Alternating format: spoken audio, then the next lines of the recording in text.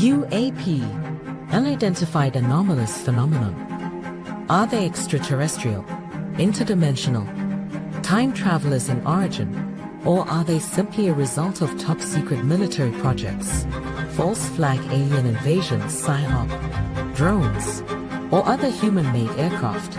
Join the discussion now on UAP Crossfire.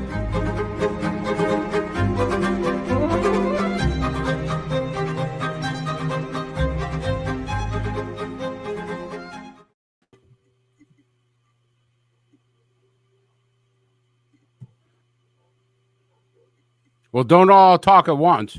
I know. I hate that when that happens. Jeez, I can't understand a word either one of you guys are saying. Howdy. Do we even know who's leading this flight tonight? I thought you were. I did it last week. Me? Yeah, Not you. Me.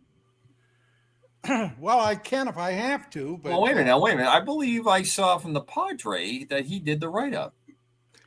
No, I didn't that was do for that. something else. That Well, was Bill. let's start over again. Hey, everybody. Okay. We can do what the hell? Welcome to UAP Crossfire. This is the show where four alpha males decide who's going to take the lead, I guess. So, welcome to the show. Here we are, four monkeys in a pot.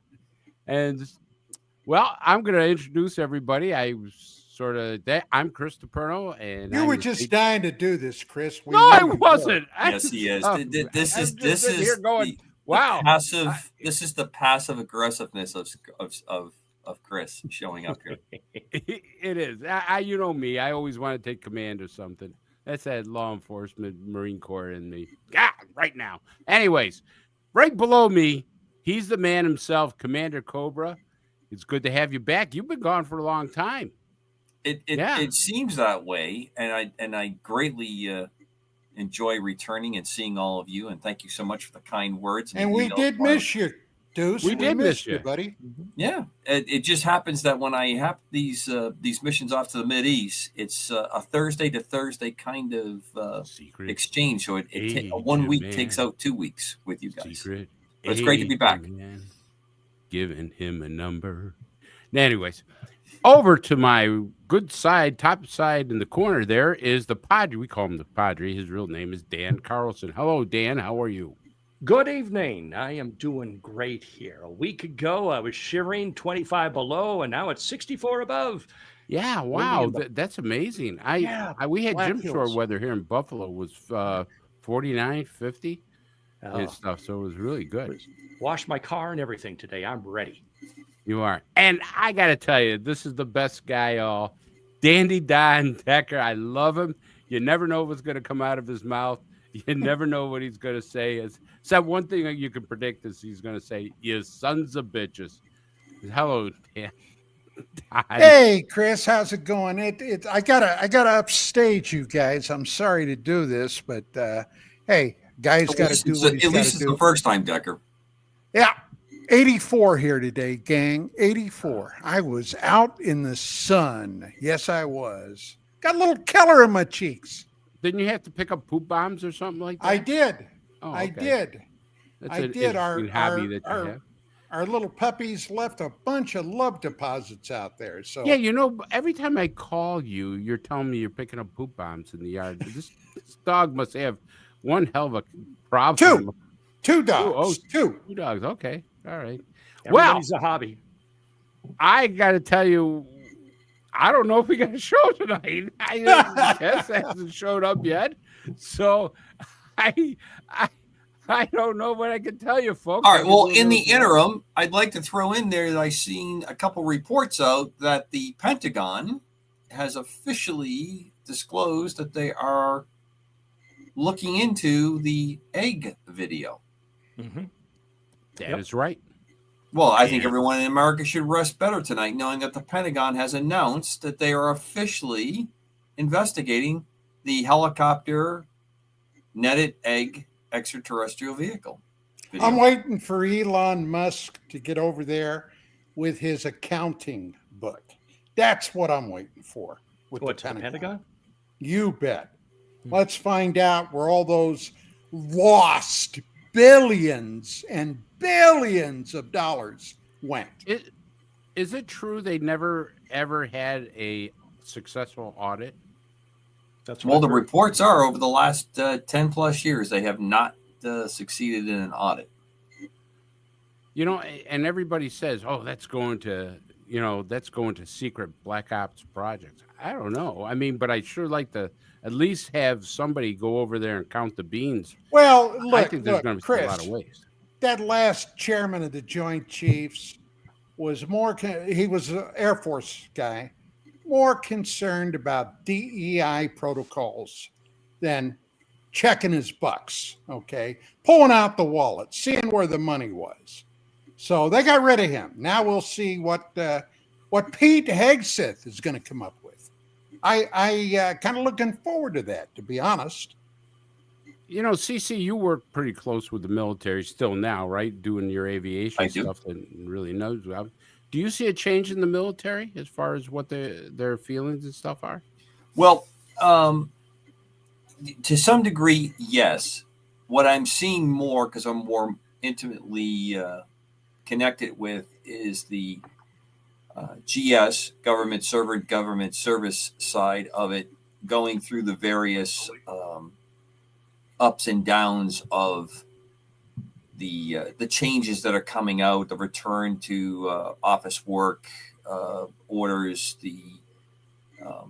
There's some of it I find a little bit clumsy on the part of the president and his team, how they're doing it, and I have some critiques of how the Air Force is handling to it. But overall, I should say the military, Air Force is obviously where I'm closely associated, but I see the other services. And I don't think that anyone should have been surprised that this was going to happen. The people that were running for the office, one was making it very clear what they expected to happen. But I'll give you a good case in point. You want people to return to the office and to fulfill the orders, yet we can't figure out how to reopen daycare enrollments because they're like just like medical insurance, there's an enrollment period, and that's how they are able to hire people and have that. And that's an essential part of Sure. work is daycare and having people available to do that. But we can't seem to figure out how to just, okay, this is a little out of the ordinary. Something's changed. We have to reopen. Come in with emergency actions, powers, and directives to get this part of it covered. So we go through a lengthy hand-wringing that I don't get. I obviously am a big fan of the return to a primal focus on the role of what the military is, which is, close with the enemy and defeat them. And I've always been kind of an old proponent of that. Decker, knock it off. I can see you. If you're going to keep making faces like that, I'm going to call you out. We're working on that. Gang, what he really meant to say was the military has two roles. That's kill the enemy, break up their shit. Forget all this nice crap. Didn't see any of it when I was in Southeast Asia. So, hey, okay. I got a question for the Padre. Yes, sir. Dan. Yeah. It seems like this president is trying to be as transparent as possible. Tonight they released some of the Epstein files. There's word, I don't know how true this is, that the FBI might have misplaced some of them. But I guess Kash Patel says, no, we'll find them or somebody's going to find another job. So they're kind of stonewalling a little bit on that. But they did release some Epstein files. They say they're going to release the JFK assassination. How about Hunter's laptop? Did they ever find that? Yeah, it's in a plastic bag and somewhere's way back in the FBI inventory file somewheres. And hopefully nobody will bring that up because that's going to be real embarrassing. But actually, Dan, I wanted to talk to you and ask you, do you think this president will actually release the UFO files? What's really happening with ufology? I think that he wants to, because the people who are studying the subject, people like us, have let it be known that we are ready. And I do think that the public is ready. I think that where the problem is going to come once they get to this committee led by Representative Paulina Luna, that they're going to have to go over the usual song and dance about sources and methods and not wanting to compromise technology that we have. So I think that rather than a big wave of disclosure and a sudden revelation, it's going to kind of dribble out a little bit at a time. And at the other side of that is, within the UFO community now, we have some of the bigger names in this field who are saying that they're prepared to do a what they call a catastrophic disclosure. Basically, what do you mean by a catastrophic disclosure? Yeah, where it's not released by government officials, but by ufologists who would have the key piece of evidence to convince everybody that this is an experience that cannot no longer be ignored, and we're no longer alone. I think that the hype leading up to the Mr. Coulthard's interview with Mr. Baker, people were thinking, well, maybe that's it, and it was. Well, personally, I found it underwhelming. I think that we all were. Well, you know what? It's a perfect time to bring in our guest, and I want you to ask him that question. Let's bring in Steve Bassett. Howdy, folks. Hi, Steve. How are you Hello, tonight? Stephen. I'm doing fine. I'm going to go James Carville tonight. You're going to do a little James Carville? Yeah, that's what he does. He's been doing this so long, he just wears whatever the hell he wants. You know what everybody calls him, don't you, Stephen? The lizard. The wizard? Lizard. Oh, lizard. Yeah. Well, okay, that works. He used to be called. I think he used to be called the wizard, but he hasn't made very good calls lately, so he's no longer a wizard. No, Yeah. not wizard. Lizard. Anyway, Steve, what we were talking about is, do we think with this presidency, the way he's trying to be transparent with all these other files, how do you think he's going to do with the UFO files? And do you see disclosure coming with him? Well, okay. I think Donald Trump's going to be the disclosure president, and soon. Oh yeah, yeah. Do you think anybody was going to stop him? Of the 14 presidents that have been presidents since Roswell, he's the one they couldn't stop. In the past, I would speculate that. Well, first of all, every president has known about the ET presence. The idea that you get to be president, nobody kind of just takes you off the side and says, that's real. No, of course, everyone knew. But only two even made an effort to go at it. Carter, on his own, he wanted to do it. Clinton didn't want to. Both of them got stonewalled very quickly. That was it. They've all known. And I think in most cases, even in the case of Carter, in a sense, and Clinton, a number of the generals of the DOD, some of the FBI people, whatever the hell, CIA people are going to say, Mr. President, look, this is not our right time yet. It's a national security matter. There's a lot of unknowns. Best if we kind of stayed back on this. You can take care of the other stuff. We'll follow this for you. And I can imagine those presidents going, yes, of course. You all are the experts in national security. You know all the threats to the country. Trump would basically say, screw this. I'm going to do it. Right? And that's the difference. And it's a big difference. It's not the only thing. 7 years of preparation has gone into preparing whoever was president right now to do this. And it was moving fast enough for Biden to possibly do it. That the platform was pretty much there. Most everything was in place. Stephen, Biden couldn't find his own roll of toilet paper. Yeah, I hear you. You don't like him. I don't talk in extremes like that, and I'm apolitical. Okay. But this is covered by politics. It's always been covered by politics from day one. Look, you and I have known each other for over 30 years, going all the way back to the days when my wife and I were publishing UFO magazine. I've been around this field now, closing in on close to 40 years, okay, which is hard to believe. But in all that time that I've known you, you have been the most outspoken advocate for disclosure. And the part that really zeroed in on me is when Barack Obama was elected in 2008, took the Oval Office 2009, and you were all over the roadmap that this was the disclosure president. What the hell happened? Let's, like, my exact wording, we shall leave to historians to parse, but the role of an activist in a activist movement is to help keep people's eye on the ball, keep them motivated to keep pushing, because it's not easy and it can take decades, and pointing out the opportunities, right, when they appear, to possibly break through. You cannot be part of a leadership, or whatever you want to call it, of an activist movement by constantly telling people, we really need to get this done. There's a chance in hell it'll happen, but what else? Let's give it a shot. No, can't do that. So in the case of the Obama administration, well, there's a lot of story there.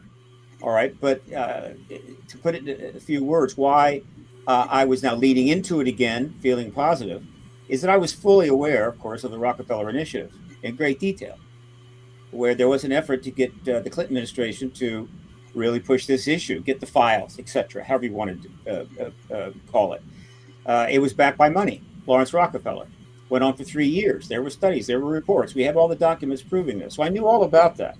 I knew that ultimately the government stonewalled it, right? I also knew that the Department of Defense was not happy about it at all. They didn't like him when he arrived, and they didn't like him even less when he started nosing around or having Podesta nose around for those files.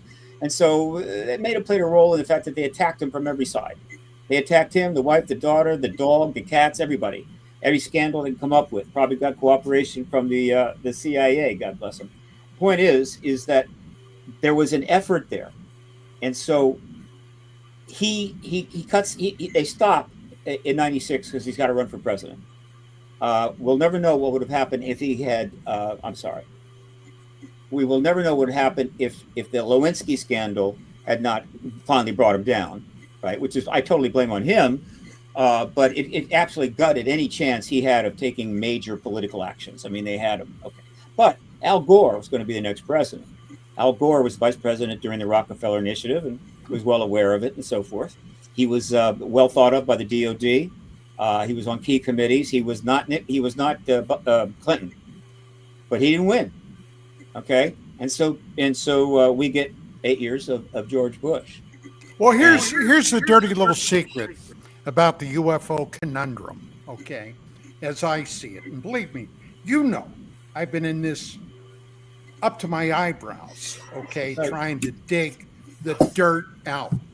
Back in 1947, when the Roswell event happened, I am, and not only me, quite a few other people are convinced that something was discovered with that wreck, that crash, something that the powers that be, I don't care what you call them, maybe it was MJ-12, maybe it was a group of another name, who knows? But the people involved with it were some of the most important, powerful men in the United States at that time. Discovered something that they were terrified would ever become publicly known. Now, today, this so-called core secret is surrounded by an SAP, the Special Access Program. I wrote a paper a little over a year ago on the very disclosure idea. And I am convinced, I was convinced then when I wrote the paper, I'm still convinced today, that whatever that core secret is will never be revealed, ever, until such time as the extraterrestrials, if in fact that's what they are, land and do it themselves. Because whatever that is, people have, as you well know, people have died, people have been destroyed, people's careers have been shattered, marriages have been broken apart. Look at what happened to David Grush. There was a guy who had no firsthand knowledge, none, but he was told, according to his testimony in Congress that he swore to, he was told these things. And he always said I was a second or third hand witness. And what did they do to him? Some son of a bitch released his medical files because the guy is somewhat on the autistic spectrum and tried to crush him. And he had been allowed to speak by his superiors to go to Congress. So you can't convince me that these people will ever let go of that secret. How do you respond? My job isn't to convince you of anything, John. My job is to pursue the activist goal, the prize of this movement, which I think everybody in this field pretty much just wanted, going all the way back to Donald Keogh. And that is the formal confirmation of this non-human technologically advanced presence, which is the safe way to put it. NHI, second. As far as I'm concerned, they're extraterrestrial. There's plenty of evidence for that, but whatever. That is my job. It's not to prove it, because in my view, it was proven long ago, and it's been proven many times over. Now, the details, of course, remain to be sorted out later, but the idea that we have this non-human technologically advanced presence proven 100 times over. So my job's not to prove that. And my job isn't even to prove that this witness is righteous and this witness is righteous, or this piece of evidence is no. I'm not a researcher. I'm an activist. My job is to keep the public and the people involved focused and moving forward, right? Knowing that until we have formal confirmation by the heads of state, and I assure you, it won't stop with our president, other heads of state will come in, and this thing has been essentially freed from its prison, then we're going to be able to much more easily resolve all of the thousands of controversies and questions, speculations, conspiracies that have built up over 70 years. But until then, if we don't keep the eye on the prize, which is getting the confirmation from the heads of state, then we'll go round and round in circles about every witness, every episode, every theory, or what have you, until we die. It's exactly what the president wants us to do, or the government rather wants us to do. And so, the thing that I can discuss and debate every aspect of the field if someone wants to, but my what I can bring to the table is 28 years of focusing on the politics, pretty much completely, and engaging it from that point of view. And in the last 7 years, it really heated up. And in the last 2 years, it got white hot. And now it is just really churning. And we're very close to what I believe will allow, and in this case, our president, it didn't have to be this president, it could have been a number of presidents, to confirm it. And until we get confirmation, we're not in the post-disclosure world. Colonel Nell saying there's an ET presence is not formal confirmation. Neither is it from Tim Burchett, right, or Elizondo, God, who was the other person? So many have been doing that. That's not formal confirmation. It's important. It got to press, but until it comes from the president, it does not free us up to really go after this issue. It doesn't free up the money, doesn't free up the media to an even greater extent. We still are in the truth embargo era where you can't really get the money and you're not quite believed and all that kind of crap. That's been going on for 7 decades. I believe that's going to end, and I can make a case for it this evening. I'm happy to do it. Well, you and I think you and I would agree on this, okay? Uh-huh. It's not the government, it's not the military, it's not the intelligence community that has their thumb on this. It's private industry. Lockheed or whomever has the physical material. And I'm sure you're more than aware of the Admiral Thomas Wilson, which incidentally he has totally denied, former head of the Defense Intelligence Agency, okay, who was coerced by, among others, Stephen Greer, Billy Cox, Edgar Mitchell, to do an inside look, and he was eventually steered toward these avionic corporations, and he contacted them. They said they couldn't talk to him. He went out to a secure skiff here on the West Coast, and he went in, he asked his questions. The security supervisor pulled out his bigot list, Wilson's name was not on it. And he said, sorry, can't talk. Do you have a nice flight back? Now, if the head of the Defense Intelligence Agency, the military CIA, in effect, couldn't get into that, and private industry has it, who the hell does have the final word? And I agree with you about Donald Trump. That guy is a bull, can be a bull in a china shop. But this might be bigger than he can handle. Let's see.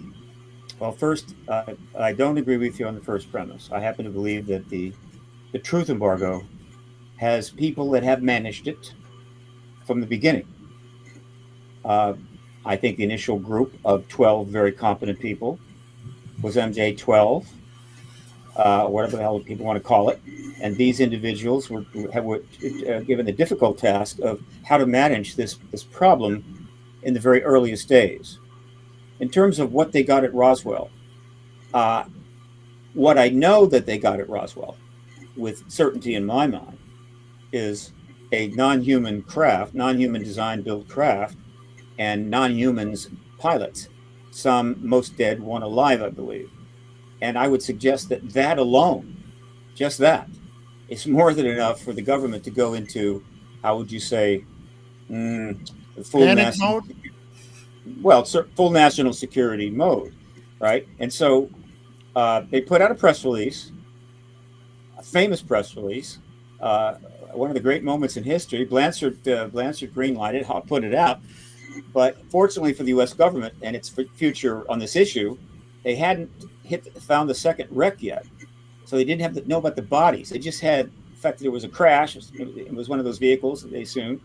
And so they put out a press release. We have a saucer, which it's important that they actually called it that. If they had gotten to the bodies too, would Blanchard have greenlighted a press release in that case? I'm thinking no. But nevertheless, it went out, and that starts the ball rolling. We have a saucer. And I have the two front page articles right in front of me. The next day, of course, General Ramey empties Roswell saucer. So one of the things the government had to do early on in this truth embargo is get rid of saucer, right? Let's get that hell out of here and get into something else, and UFO took its place. But that was more than enough. And the reason why it was more than enough is that you must consider the time frame. So Roswell occurs in July of 42. The government was already aware that some sort of plasma technology of some kind had been following airplanes around in all the theaters. Wasn't shooting planes down, wasn't a threat, but definitely was not ours and was being reported. But there was a war going on, and so they just put a pin in that. So they knew about that. They may have had a crash prior to 47. There's discussions about that and so forth, could be true. But I know about 47 for sure, July. So let's just start with that, because that's solid. The other two, I hope to know more about. And so when this, in 47, they knew by July that the Soviets were going to test an atom bomb. They were working on a hydrogen bomb. They had German scientists to deal with the missile technology, and they were going to build missiles, put bombs on them, and we'd already established that we were the new enemy, right? Iron Curtain across Europe, the whole 9 yards. And so they've got a non-human craft with technology that could be weaponized. They've got bodies confirming that there's non-humans out there, almost certainly from another planet. They're facing a coming, amounts to a nuclear arms race with the Soviet Union, right? Which proved to be everything they thought it would be, ending up with 9 countries, 86,000 nukes stocked by the mid-1980s. And so the idea that, oh yeah, let's just let the people know that we're not alone in the universe, without being able to what are the unknown unknowns that you can't possibly calculate that would inject into this situation. And so when Truman was told, probably by General at the, well, God, his name escapes me. My memory's getting really bad. When he was told they got this, I think he informed Ramsey to is it Ramsey? General Ramsey? Yeah, I can't remember. Ramey, yeah, that's right. He informed him, look, let's step back from this. Let's just hold on. Let's see what we got. I don't think he said, General Ramey, nobody will ever know about this and blah. No. But he said, let's hold off. So Ramey holds a press conference, gets it pushed off to the side, and then they step back and think, well, what are we going to do about this? All right. And what we know that they did was practically nothing in a sense, in the public sense. They didn't know to what extent this phenomenon was going to escalate or just go away. So they kind of watched. And after Roswell, while there were sightings, there weren't other crashes, as far as we know, and they were kind of gliding. It's like, okay, they're gliding. And now understand that they glided into the 50s, and thus the Korean War starts. And so we still have a very intense national security situation. One war just ended, another one is starting. The Chinese eventually come into it. All of this is factoring into what do we do about the ET issue? And the decision, I think, was let's just don't do anything. And just, it'll be kind of an interesting thing. People report, we'll just deny, whatever, no problem. And then almost exactly 5 years after Roswell, our ET friends decided to put on a show. More of those same plasma type balls that we're seeing in the war, the Foo Fighters. And they flew them over the Capitol, where I'm at right now, for something like 13 days. They couldn't do a damn thing about it, right? There weren't millions of cameras thousands of cameras on the ground with film it. So, but it scared the hell out of them. They realized that they're not going to go away. We cannot control what they do. We can't stop it, can't shoot them down.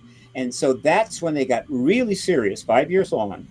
And they pulled together the CIA panel headed by Robertson to study this. And it's a pretty sizable little report and tell us what we should do. And so all of these white, elderly, but very, very smart men got together and decided, here's what you should do. It's not a threat itself, but the public's growing interest in it is a threat, and we need to deal with that. And so from that point forward, the truth embargo was kind of formalized as they go forward, and they were prepared to do whatever it took to keep the truth of that out of the national security threatening issues that they were dealing with. And they got very good at it. And so 78 years after Roswell, the truth embargo still stands. And in a sense, Truman was right, because the Cold War and the nuclear arms race didn't just get bad, it got awful. We nearly had a nuclear war on several occasions. And so the first real chance that we might see a major break in this does not take place until the Soviet Union collapses, gives up 14 republics, outlaws the Communist Party on Christmas Day, brings back religion, and goes capitalist, right? And that's like 90, 91, okay, in 92. And that was our first big opportunity to maybe really now address this, because there's a whole new era. Things could go well, detente, whatever. And that's why Rockefeller moved in and put the money behind a significant effort to get Clinton to go there.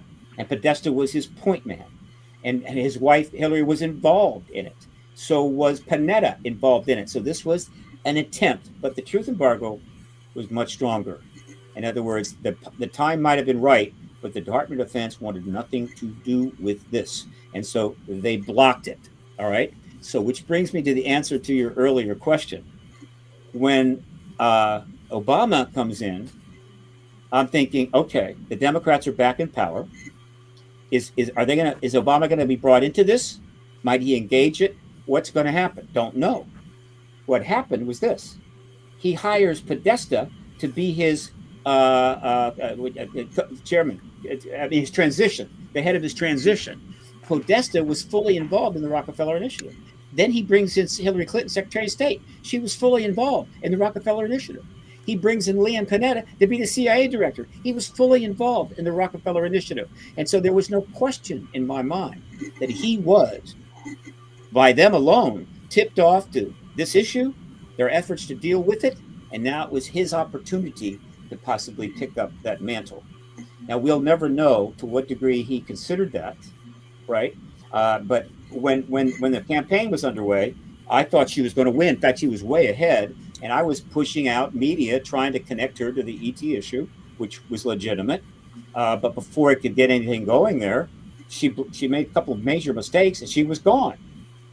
And then Obama made those decisions. So the Rockefeller Initiative basically walked in his door. Now, he's a new president. He's young. He's dynamic, right? He wants us to have hope. He's got all the Rockefeller Initiative people there. They could have helped him be the disclosure president, which would have been pretty interesting. But we subsequently learned that just being the first black president and all the things that he had to deal with, which is a financial crisis that was basically handed right to him to say, hey, deal with this guy, that was enough. And so he did not go there, except in the very end of his term, he brought in Podesta to be an advisor out of nowhere for reasons that weren't clear.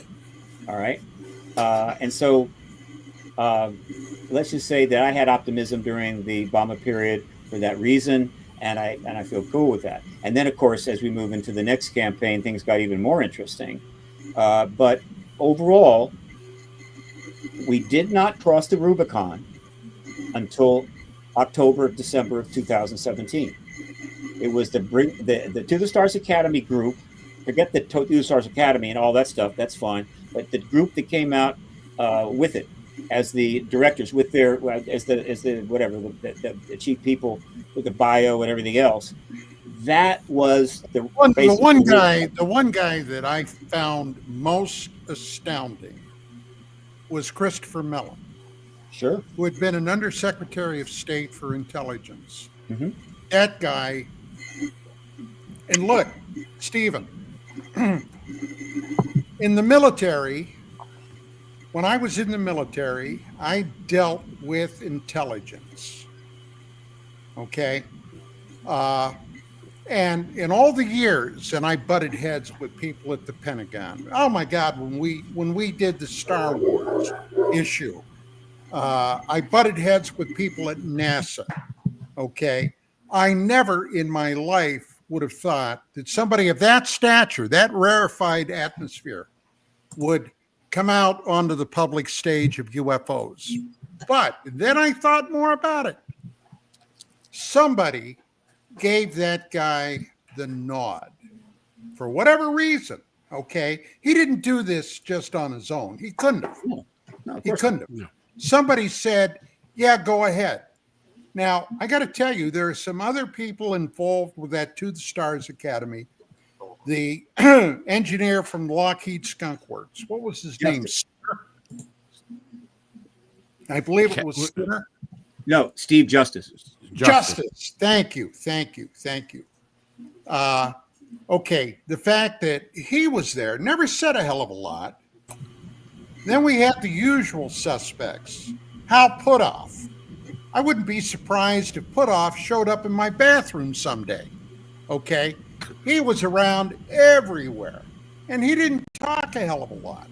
You know, I paid attention. Being a cop for all the years I was a cop, I learned to read people. And there was something that I found interesting. Now, as far as Lou Elizondo, I still haven't completely made up my mind about him. But Harry Reid, he was pals with Reid. Reid got them the money, $22 million roughly. A lot of it went to Bob Bigelow. Okay. This whole thing, I got to tell you, it stinks to me. One man's stink is another man's perfume. Yeah. Let me give you my interpretation as best I know of what happened. Here is how I view the To the Stars Academy's emergence. I first learned about it in March 16. I think it was March 16. Tom DeLonge? Of 2000 Rock and roll? 2016. It was 16? Yeah, 2016. I learned about it in 2016. George Knapp did a 3-hour interview with him. And the first thing I noted about that interview was George was just over the top about it. This is a major deal. This is huge, and so forth, which is a little uncharacteristic for George. And then comes Tom DeLonge, who I really didn't know. I mean, when I was told he was the lead of a band called whatever the hell. Blink 182. Yeah, Blink 182. I go, okay, I've heard of that band, but that's it. Never listened to music. But I did know. Let me rephrase that. I didn't listen to his music, but I knew who he was. Why? Because Tom DeLonge was a big supporter of Greer in the early 90s. He took him around. He introduced him to people in some cases and so forth. And he was really into the issue. And what was happening is he was about to reemerge. And so I listened to this thing for 3 hours, and they don't really get the specifics. He's talking at length. First, he talks about how he sought out the opportunity to meet with people. He had the money to fly anywhere he wanted, pay whatever the entrance fee was, go in, have a cocktail and some hors d'oeuvres, and start buttonholing people that he thought may be important, trying to get them to listen to some ideas that he had, which is, hey, that's activism. And one day they said, let's go talk. All right. Anyway, he was referring to stuff like that. Something was going to get done. He talked about books and stuff that might get published. So I knew, and it was clear that whatever was going on had been going on for at least a year, meaning it went back to at least mid or maybe March of 2015, maybe even before that. All right. And so I put a pin in that and said, well, this is interesting. Let's see what happens. 30 days later, the book he was talking about, right, Secret Machines with a K, was published. And I realized, my God, whatever's going on there is really going on. Okay. And so I followed that as best I could. We didn't hear much about it. The next time I got any hard stuff about what was coming down was, what can I say? It was the Times, was the emails that were leaked by WikiLeaks out of Podesta's email. They'd already leaked emails from the Democratic National Committee, which caused a lot of problems for the campaign and hurt her, Clinton's campaign. But then they got his emails and they put those out. They put those out in a very aggressive way. And this is one of the reasons why Assange ended up staying in jail for another 10 years. He crossed the line. And so rather than dump and go like, we've done it, dump, you guys take it, meaning the journalists, the newspapers, no. He put them out in 5,000 email tranches each day with maybe one or two breaks leading directly up to the election to get the maximum impact. And in those emails, 50,000, were 92 UFO emails, which are on my website right now with commentary and have been ever since.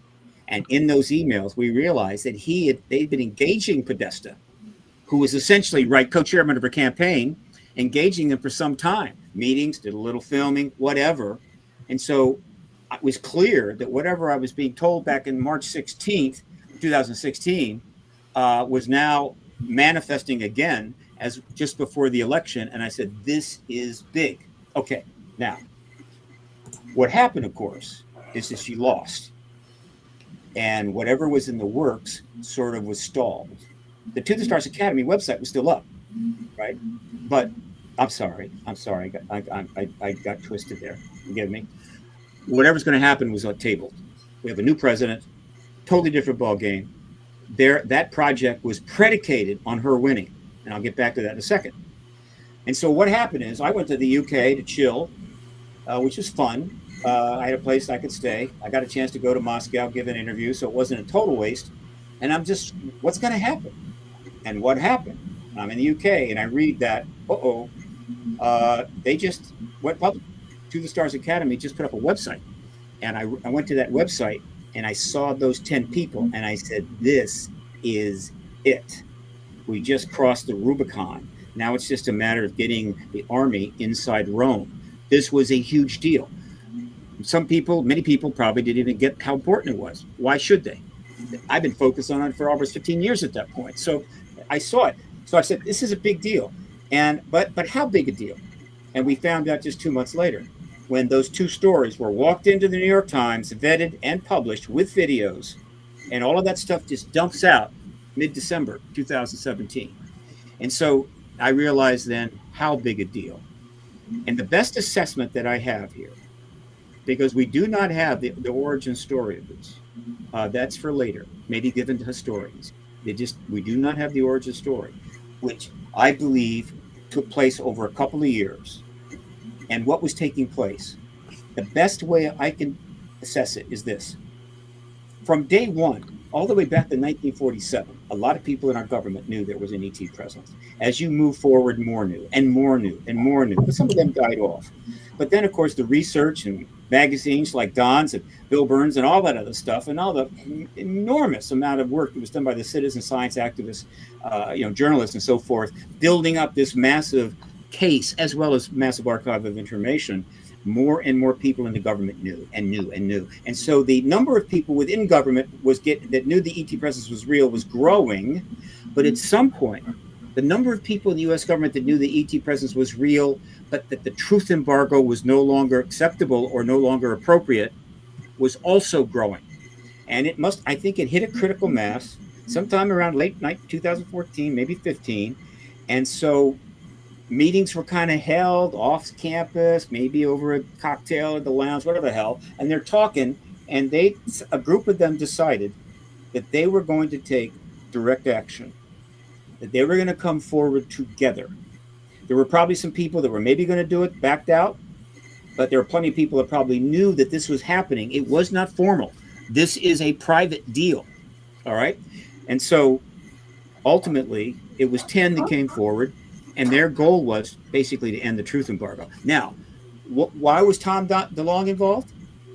Probably because they needed a CEO who wasn't a former spy, right? Somebody that was, nice, likable, had a lot of, followers or whatever the hell. Had a lot of money connected too to the government, okay? And he could front the initial cause. And the idea he had about creating a company, multimedia, going to do research, going to sell books and everything else, going to be a what they call a public benefit company, actually raise stock. That was good. Why? Because these people, every one of them, knew that their financial prospects post-retirement were not going to get better when they came forward on this issue. And so it was a win-win. And so they used this vehicle to come out. All right. So then it was a question of what was going to happen next. And what happened next seemed to logically fit. All right. For instance, several of them stayed back. They simply came out and stayed back. Their name and bio was up there, but they weren't getting out. They weren't doing podcasts. That's okay. Because for any number of reasons, they couldn't do that, didn't want to do that. But there were three people in particular that were going to be the point of the spear. And it wasn't Tom DeLonge. It was Christopher Mellon, Luis Elizondo, and Gary Nolan. Christopher Mellon is the political guy. Elizondo is basically the defense military guy. And Nolan is the scientist, right? The three major areas that you need to address if you're going to build a platform for disclosure. And so they came forward and engaged the world. Elizondo in a major way, Mellon a little less so, but certainly the politics of it. And then, of course, Nolan kind of held off and didn't jump in until a little bit later, which made sense. Didn't he say he was an experiencer, Steve? Semi-Van says he's an experiencer. Not. I don't believe Nolan has said that. Okay. And so in the first 2 years, and the other thing is this, they get a lot of credit for making the decision in October in the new presidency, because I think they took some time to see how's it going to go, what's going to happen, but ultimately they decided we got to do this. And so they did it, knowing it was going to be a different thing altogether. I believe the original plan, and I've said this publicly hundreds of times, and not a single person in the group has contacted me and said, you got it wrong. I believe the original plan is they fully were aware of the Rockefeller Initiative. They were aware that the Clintons and Podesta and Bill Clinton were having to speak to this issue during the campaign. That Podesta had been involved in the issue ever since Clinton left office. And one of the reasons that this was happening is because I was in D.C. driving the hell out of the media. My publicist and I were pushing this story at the media. You've got to write about the connection between Hillary Clinton and the UAP issue. And they did. They wrote 400 articles, forcing them to speak publicly or address the issue directly on at least 11 occasions, each one generating even more articles. 400 articles specifically connecting her to the issue during the campaign. Didn't cost her a single vote, right? So, but they still wouldn't go full out. So the plan was she would win the presidency. They would announce To the Stars Academy during the transition period, right, while she's president-elect. All these articles have happened. Now, when she wins, then that even gets more exposure. She then goes into the White House with the press following behind her going, what about the UAP? What about the UAP? But one of the reasons is they would have launched the To the Stars Academy before she was even in the White House. And all of that follows into the White House. She's the disclosure president in the spring of 2017, and that all blows up when she loses. They wait 8 months and give it a shot anyway, but the situation was totally different. All right. But they did it. Right. And they're all heroes, and every one of them should get a Medal of Freedom. Now, what did they do? They did what you had to do. You have to build a platform for a president to stand on if that president is going to tell the world that we're not alone in the universe and have it go well. All right. And so the way they began that process is that Elizondo particularly is engaging the public and doing interviews. They put a little show up on history in order to how to get things out there and connect with the public. That's fine. Mellon, on the other hand, though he's writing some stuff in the papers, he goes to Capitol Hill because of his background. And so Mellon was the one chiefly responsible for setting up the behind the scenes meetings in those first 2 years, 2019 to 2020. Right, at 17, fall of 17 to fall of 18 to fall of 19, rather, leading into 220. We do not know how many witnesses, how many people he took up the Hill to sit with a member of Congress and talk about this issue confidentially.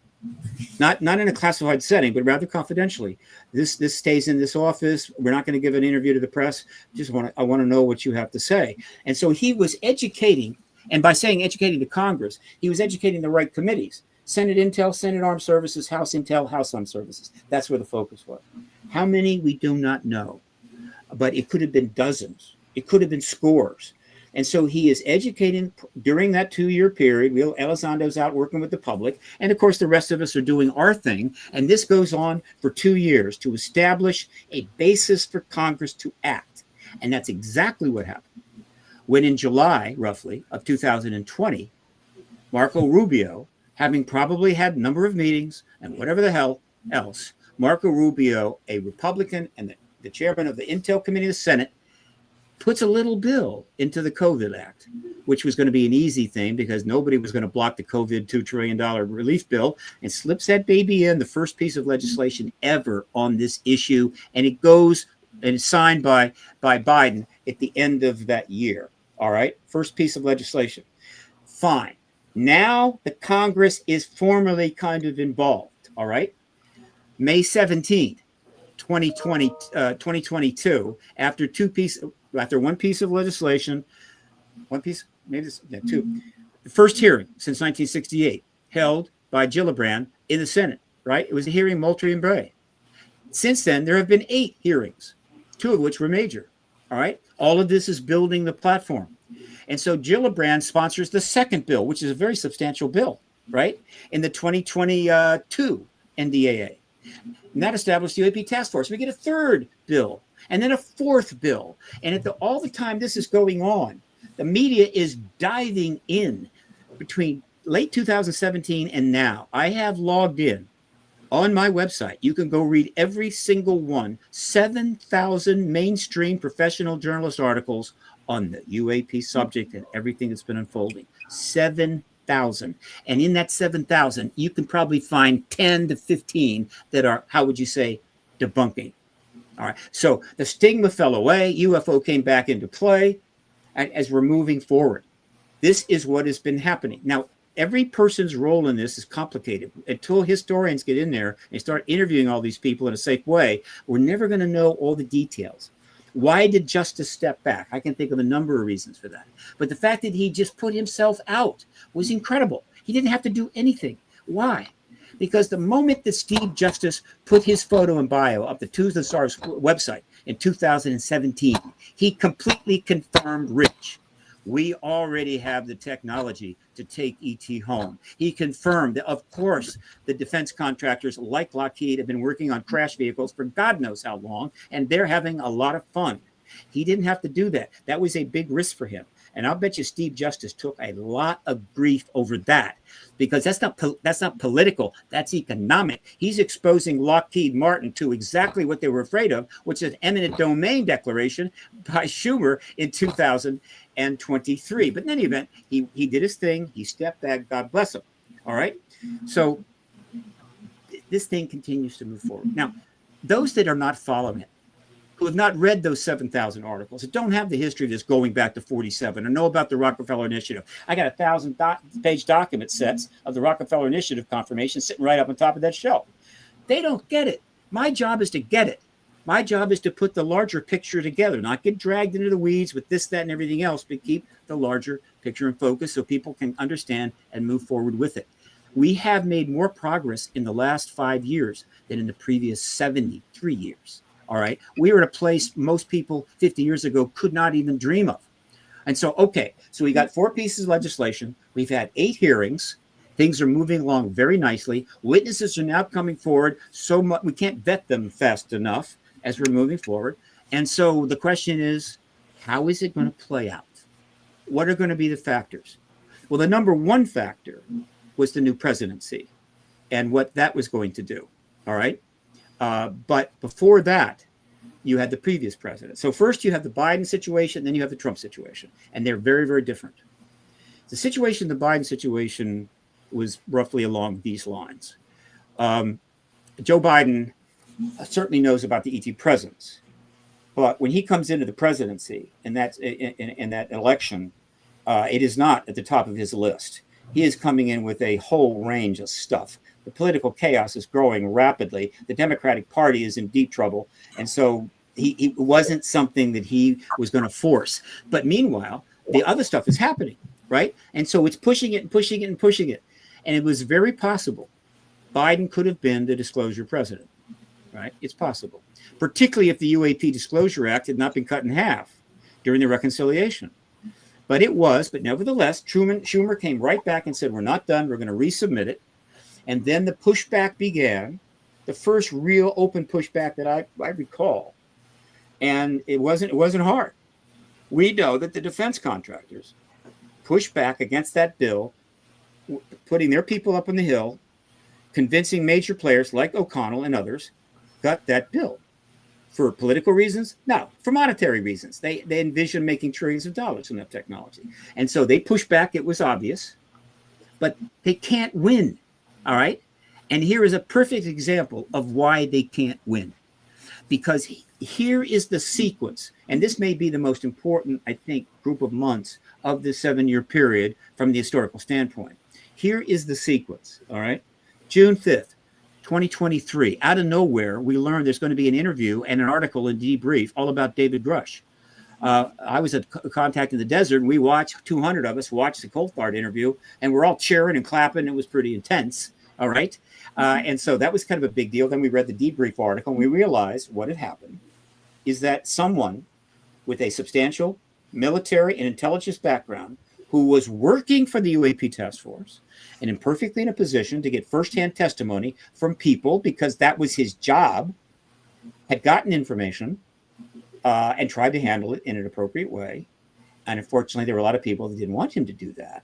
And so after he went to the Intel committee and started talking, they got on his case. I don't know the details, but they pissed him off. And so he then went to the Inspector General. And when he went to the Inspector General, he told, and they've admitted this, he told the Steve, Inspector I'm going to General, stop you right there because we got to go to break. But let's continue this right after the. Oh, I just had a hernia. That I wasn't ready for that stuff. All right, sell your stuff. We'll be back right after this commercial. Okay.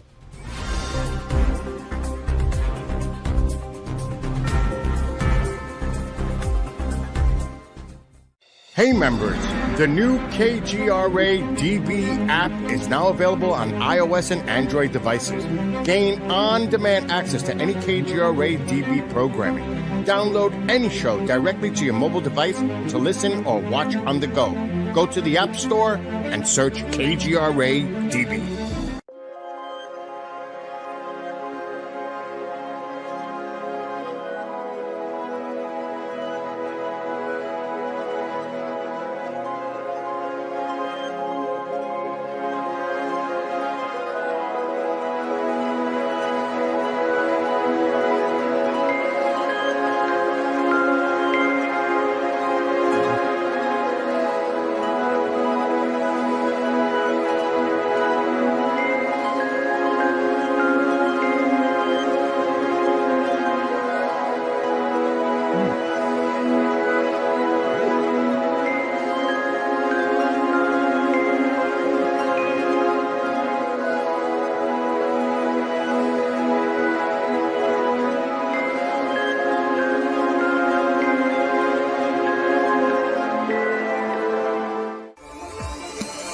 You're listening to the KGRA Digital Broadcasting Network. We provide unparalleled coverage of trending news in the world of ufology, cryptozoology, and paranormal phenomenon. Whether you're watching our video live stream or listening to one of our audio programs, you are getting the best from world-renowned researchers and hosts, guiding you through topics the mainstream won't touch. Miss one of your favorite programs? No problem. Head over to the members area at kgradb.com for access to our massive library of award-winning content. Make contact, stay connected, only at kgradb.com.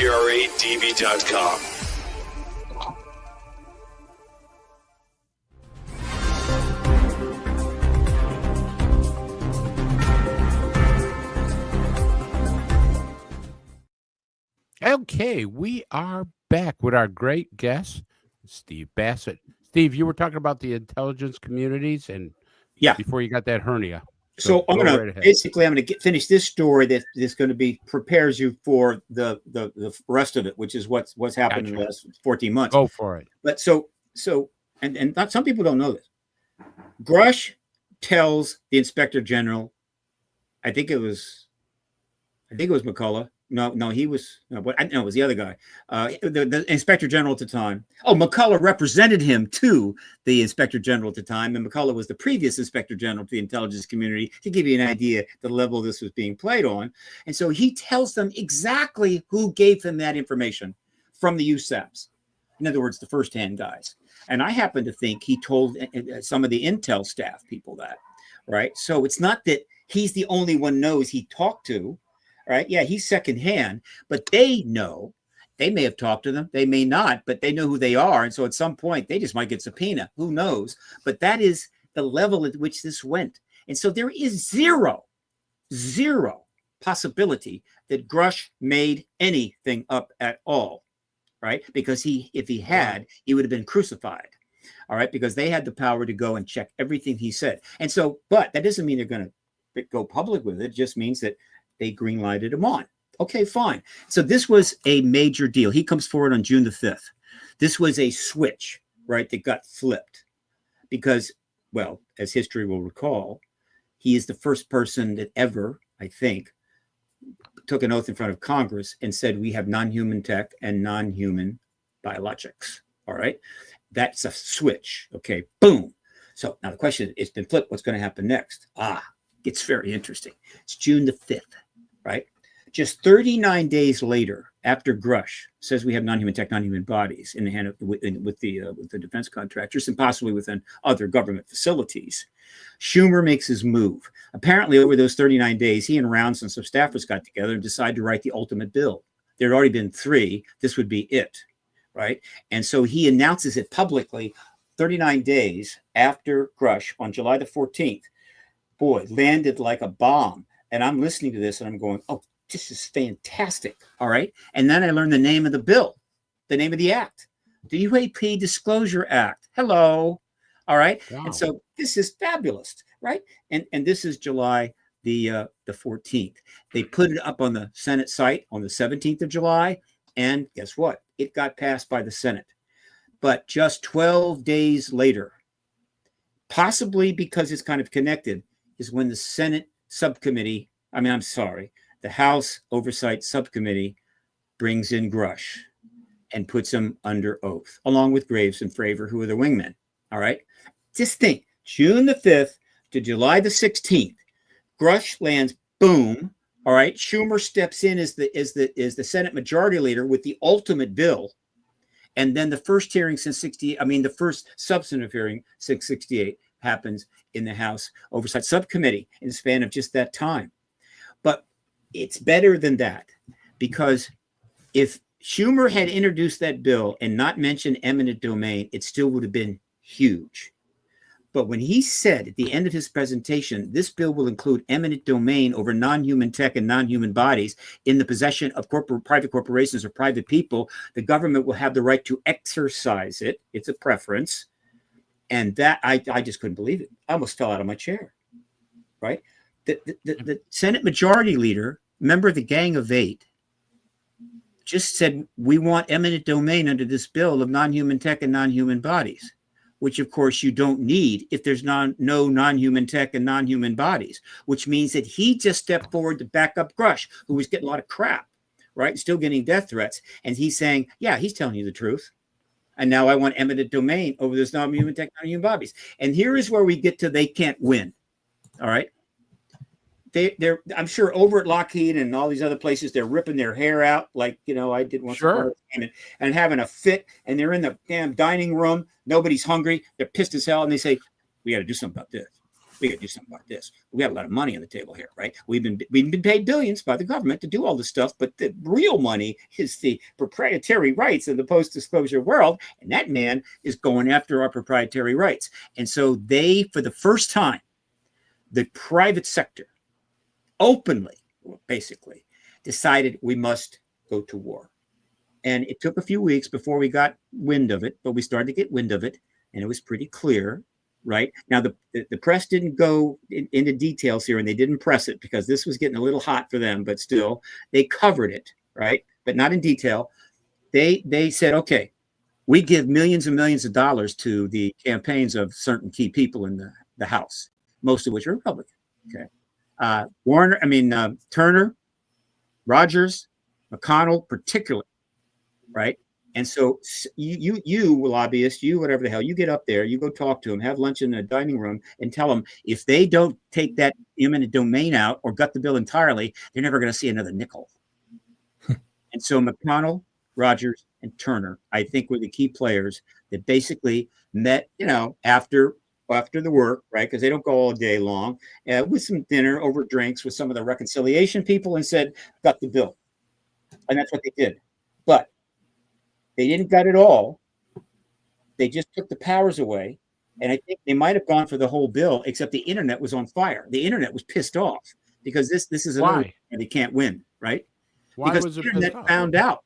In other words, it was well known and on the internet that this bill was being attacked by the defense contractors to get to cut it down.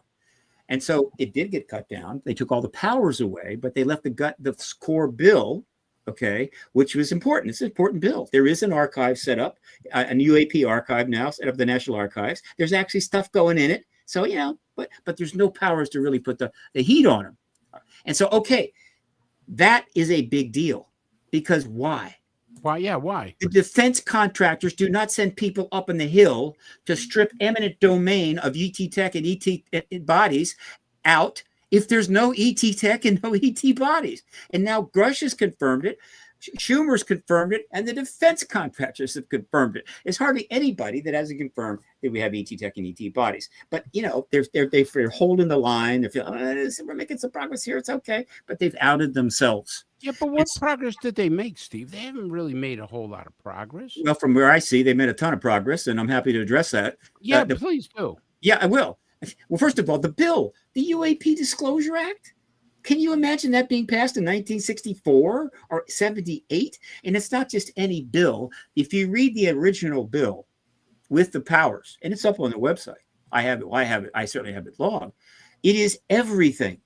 It's a turnkey piece of legislation that sets the basis for every single thing the U.S. government has and knows about the ET reality and the tech and everything else to come out of all the dark programs into a review process and ultimately end up in the National Archives and publicly known in an orderly way, to be responsible, with powers to ensure that those that don't want to play ball will have to. It's the whole package. And what they did was they left the core bill without the powers, which means that some things are happening. That's good move, good PR move. Okay, we didn't take that out. We're not evil. But right. Can you really get at the guts? No, you can't. But okay, so they had a little win. But that win cost a massive exposure across the entire internet, which the last time I checked was worldwide. And you can translate to almost any language, no matter where you go. All right. And so a little bit of a win. Okay. But, it wasn't going to work out so well. So what happens, all right, is that they're sitting back and going, okay, we got it under control. And then boom. And again, it's not politics. I am not. I'm You're not convinced it's politics? It's not. I may say it's not partisan. Okay, that's what I meant to say. It's all Okay. politics. This is a political matter. Yeah. It's not partisan. Schumer does something very important. Shortly after it was confirmed that the bill was written down, Schumer and Rounds go into the Senate to record a statement into the congressional record. Nobody was there but them. There might have been somebody cleaning up over on the side, but whatever. They do this all the time. And in that 7-minute, 8-minute thing, it's online, you can see it, he basically makes a couple of points. One, we're disappointed that the bill was cut back as it was. We're a little irritated with our Republican friends who led the charge on that, but we're not done. We're coming back on this, right?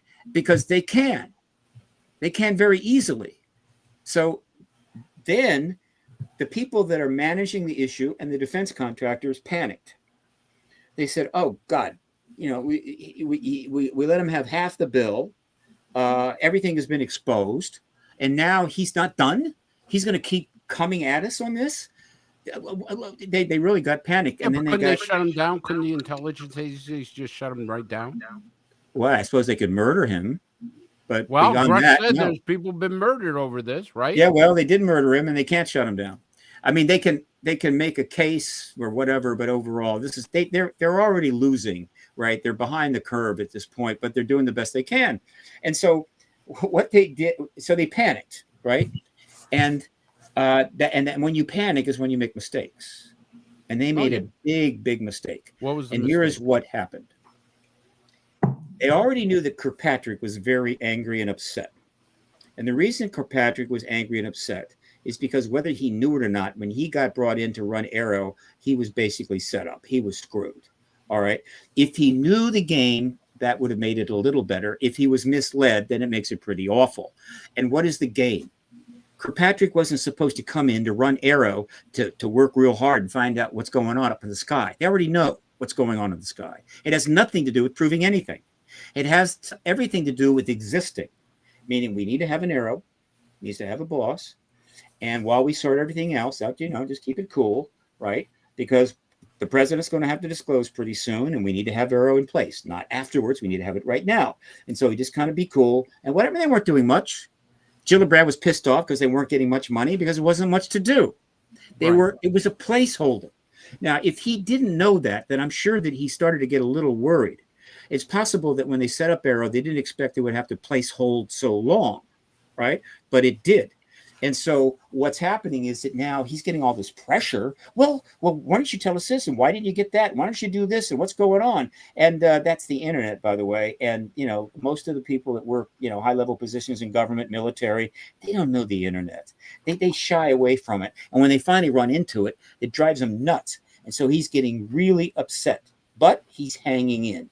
All right. But then when Grush comes, this. Hold on 1 second, because now you said something there. If they were all set up to, put Arrow in place and Kirkpatrick in place to, get disclosure done, right. Why does Kirkpatrick come out and says that we have no evidence? I mean, he comes right out and says there's no evidence of extraterrestrial. I was about to tell you why. All right, I'm sorry. So this. Shame on me. History is tough, and getting things done is difficult, right? The civil rights movement wasn't thrilled that Johnson was going to be the one to sign the damn act, but I'll tell you, you take the president you got, right? So if he's going to sign it, you do it. So history is tough.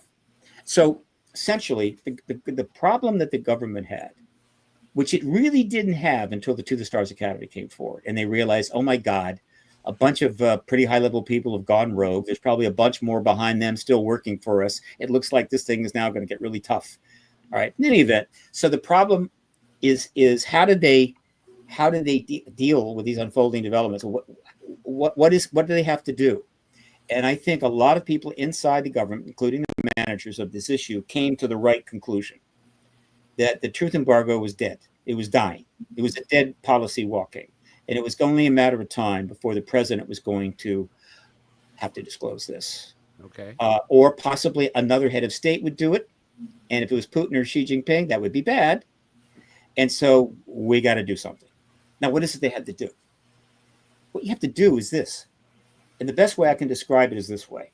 Imagine you wake up on Monday, you turn on the news, and you discover that Vladimir Putin has held a major press conference at the Kremlin brought a bunch of scientists in, right, and other things, and just confirmed to the entire world that we have non-human tech and non-human bodies here, probably from the stars, et cetera, et cetera. And the Russian government will be telling you a lot more very soon. And that happens on Monday. What happens on Tuesday, unless everybody in Washington has gone completely brain dead, is that our president then comes forward and says, yeah, it's true. All right.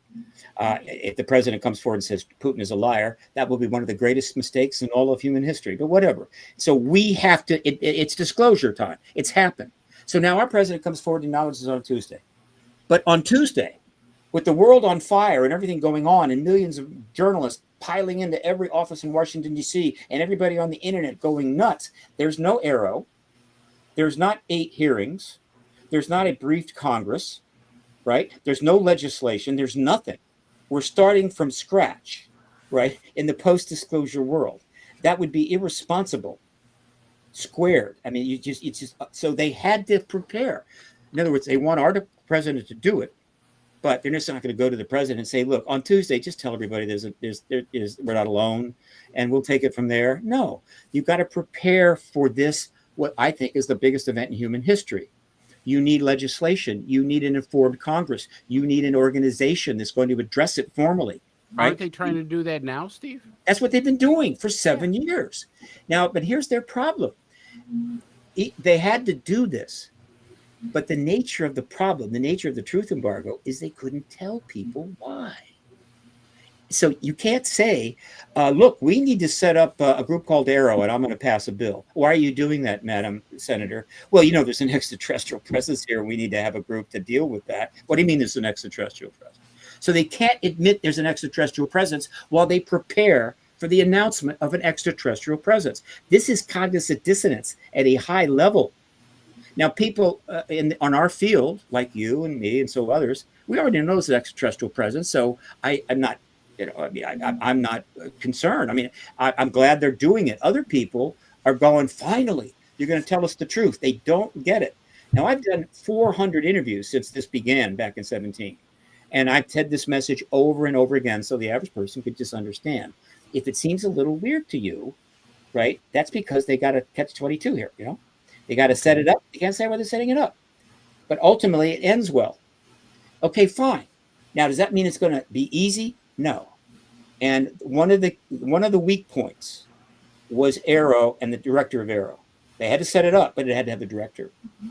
And so when they bring in Kirkpatrick, he is not being brought in to finally resolve the ET issue or to get some real research going, like there hasn't been research for 70 years. Arrow has to have a director, and he was it. Now, did he know that the whole thing was basically preparation for an announcement that everybody, well, the key people already knew? Or did he understand he had to be a placeholder? It was going to be rough. But hang in there, Sean, because ultimately you're going to be the director of the organization addressing this issue in the post-exposure world. You're going to be famous. You're going to why didn't he stay? Because it dragged on. You see, you know, this is a contest going, a chess game, all right? And so there was some pushback, counter moves, and everything else. And so it was taking X amount of time. Now, it didn't help that we had a massive thing occur in the Middle East. It didn't help in 2022. Putin decides to take back the Russian Empire, whatever. This really screwed things up. It really made it difficult to push this issue. So it dragged on. It was always going to finish. So it's dragging on, and the longer it drags on, the more people are coming to Sean Kirkpatrick. What are you going to do? What about this? Why don't you say this? What's going on? He's getting trolled on the internet. He's getting attacked. These people that work in the national defense area, they're not used to being trolled on an internet. They get very upset with that. And so it's really pissing him off. And you can kind of tell. But he was hanging in there until June the 5th of 2023, when David Grush sits down and takes an oath in front of the Oversight Subcommittee.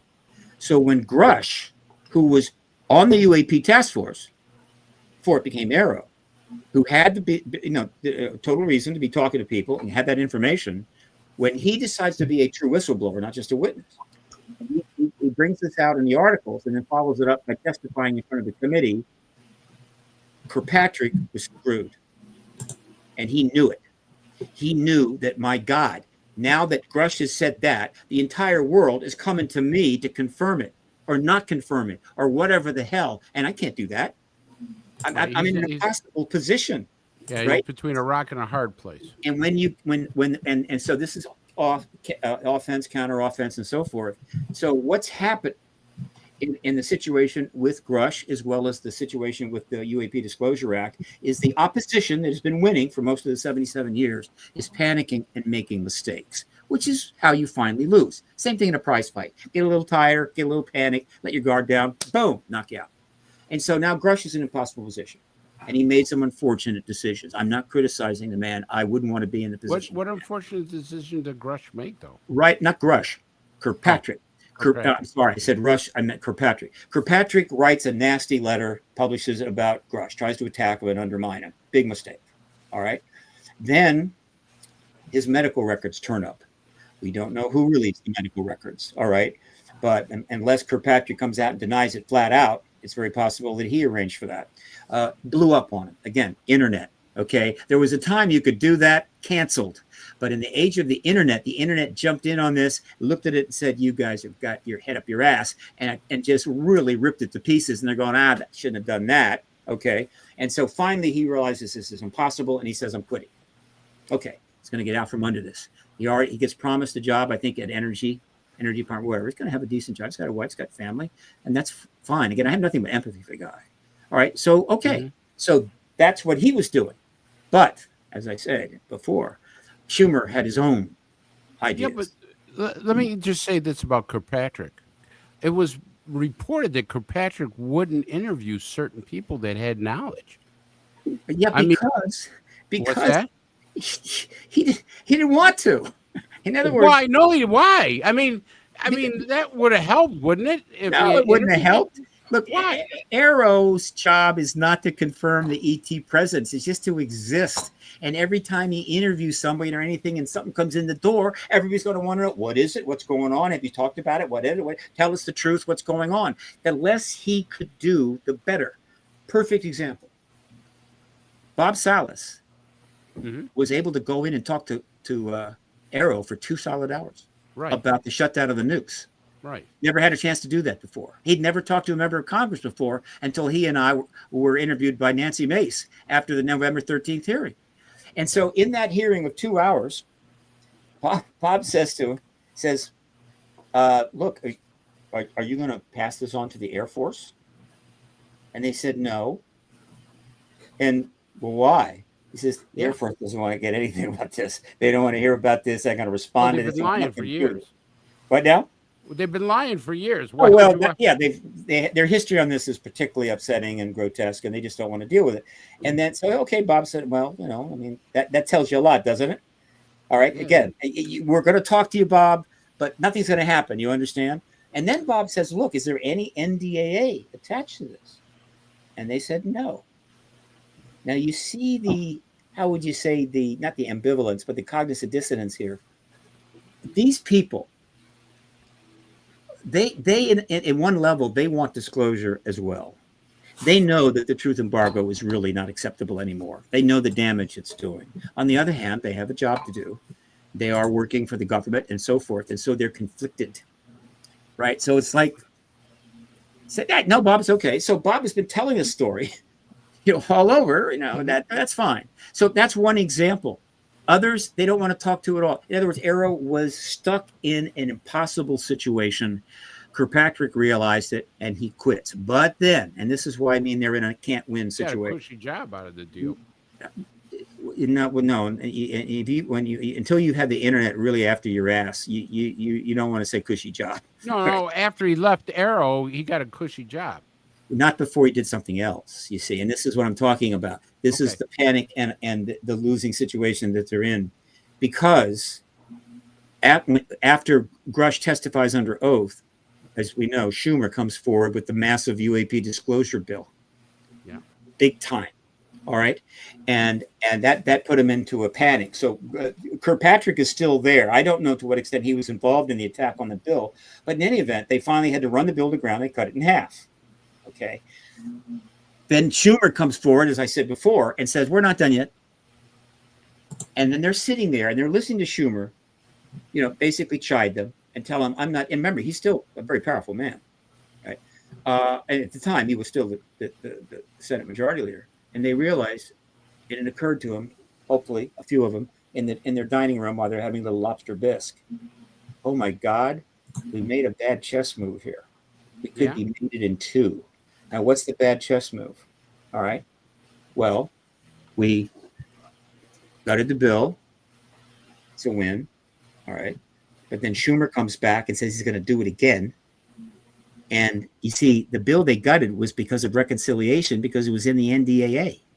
There's nothing to stop Schumer from introducing a standalone bill, a standalone UAP Disclosure Act, forcing them to vote on it in the Senate and the House. Forget reconciliation. And all of those votes are going to be recorded, right, on the little screen, watching the screen, as the votes start counting. And every single person's vote is going to be logged in for history. And they're going, Jesus Christ, he could do that, right? He could do that. And then somebody else probably pointed out to him there, was sitting at the table going, it's also the case that there's no way we can stop Chuck Warner from holding a Senate Intel Committee hearing. Major, right? Pull those witnesses in, big stuff. We can't stop that. So, essentially, we're kind of screwed.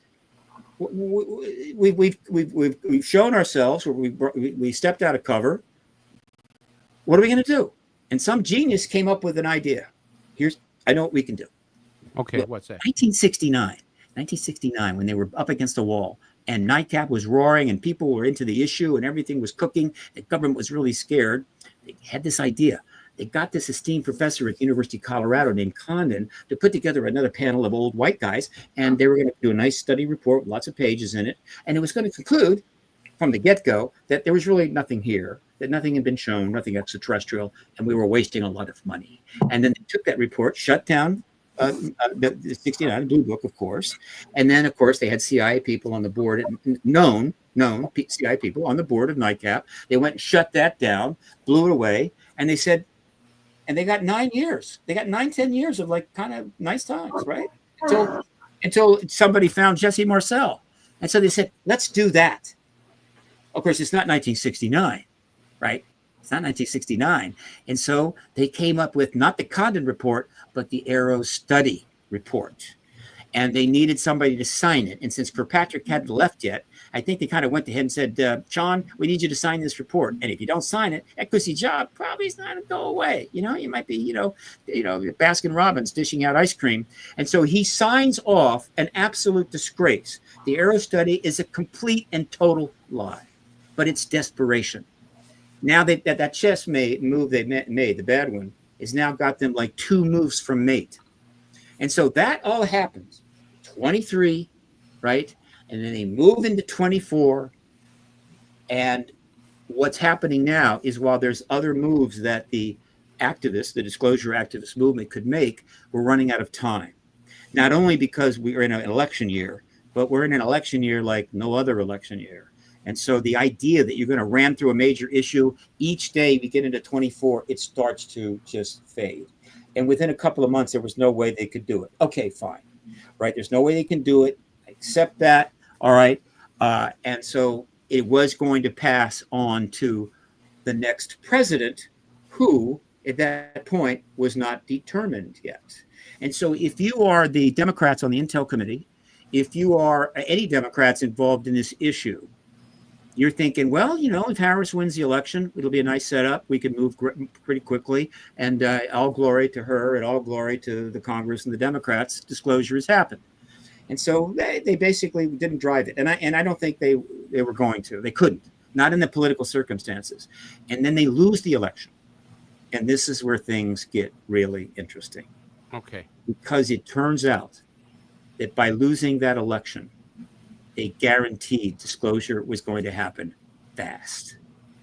And so, how was that going to go? And here is why. A lot of things came together historically that made this possible, right? Put total partisan politics aside, just look at it cold, all right? What happens in the lead up to the election? Because the Democrats, being Democrats, want to do the right thing, but they're very cautious, a little timid, right? They tend to be, just a little too, careful. And do the right thing with what, Stephen? Yeah. Well, they want, I said, want to do the right thing. Okay. So they didn't, couldn't engage this issue. Well, right? this has been one hell of a fascinating history lecture. But the bottom line is, what is your opinion on whether Trump would be the disclosure president? My opinion is he will be, and very soon, possibly within 4 or 5 weeks. How will he circumvent the IC? Well, here is how here's how it's going to happen. The Republicans seized the high ground. They basically took this issue direct on in a way the Democrats never did.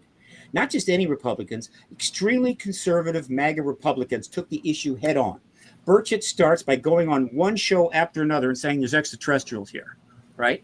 He goes from a backbencher to being a world famous guy, and he gets nothing but great press and good emails.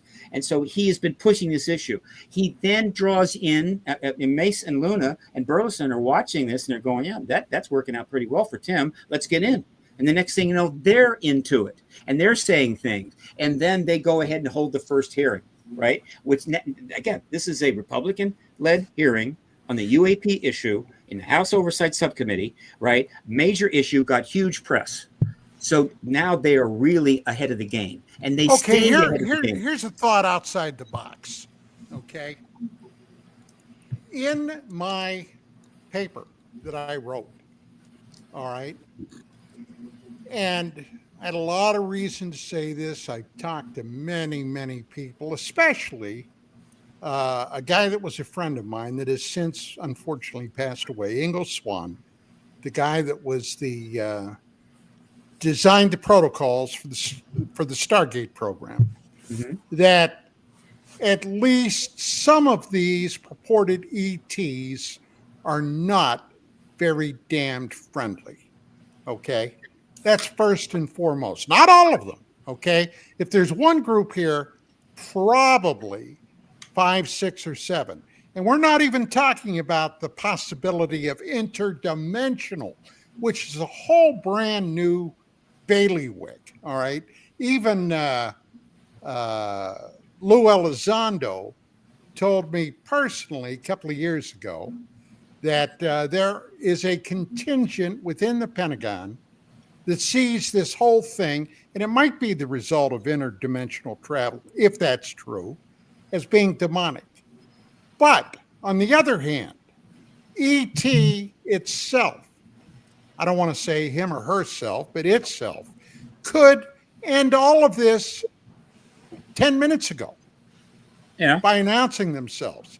They're here for some purpose, for some reason, but they've never disclosed what or why or where they're doing what they're doing. And of course, the first thing that comes to my mind are all the people that have claimed to have been the victims of abduction. Okay, that's another bailiwick. Sure. And then you had people like Dave Jacobs running around saying that ET is down here to take us over from within by all these supposed hybrids being born. So, let's cut through the horse shit. What's the freaking bottom line? The bottom line of all this is not going to be available to us or clear until we get confirmation of their presence. We don't need it. My God, we've had all the confirmation we need. Back in 92, I broke 2 huge stories that, by the way, were confirmed. One involving a Soviet probe to Mars, Phobos 2, that was rammed, according to their own Glav Cosmos, by this huge thing that it encountered and photographed, and then STS-48, where somebody was shooting at bogeys in orbit. Okay? That was broadcast worldwide. We've had presidents. We've had Reagan. We've had Carter. We've had others that have discussed their own very own sightings and their attempts to get more information. Hey, you don't stonewall the commander in chief unless you've got a really damn good reason. And all of this has been bubbling to the surface, especially since December of 2017. Something happened then with Harry Reid, okay, and others, with the Nimitz battle group, that information being disclosed. Okay, people know there's something out there. So how much more, confirmation do we need? Again, all right, let me be clear. Let me restate this. I believe that, well, I don't believe that the presence of these ETs has been proven multiple times over. The proof is all over the place. It's been piled up for decades. That's what the citizen science research effort was basically about. We're going to work out of our own pocket, so making a lot of sacrifice. We're going to do all the work the government apparently is not doing, and the universities are not doing, and we're going to show that this thing is real. And they did. And the government said, so what? So they proved it some more. And the government said, so what? And they proved it some more. And the government said, so what? In other words, the government, the truth embargo, was happy to allow y'all to do all the research you wanted and pile all the proof up you wanted. It didn't matter. It's almost the same as if the government were to come forward and say, look, we've looked, this quantum mechanic thing, total bullshit, right? Total nonsense. It's a conspiracy cooked up by some scientists to get paid a lot of money. There is no such thing as the quantum world. And people would think that's pretty ridiculous. But that's what the government did on this. And so the activist movement was not about proving it anymore. It had all been proven. The activist movement was about getting the government to formally confirm, yeah, it's real. Because until then, all we're going to do is keep going around in circles with more proof. When I say confirmation, it is in the sense of the definition that I brought out in 2001. Disclosure with a capital D is the formal confirmation by the heads of state of nations of an extraterrestrial presence, non-human advanced technology presence, engaging the human race. The formal confirmation. All right. And that's non-trivial. Okay. It's like, they embargoed this issue. They embargoed Cuba as well. Okay. Does that mean that you can't go to Cuba? No, you can try, but they can catch you and put you in jail. Right. And everybody understands that.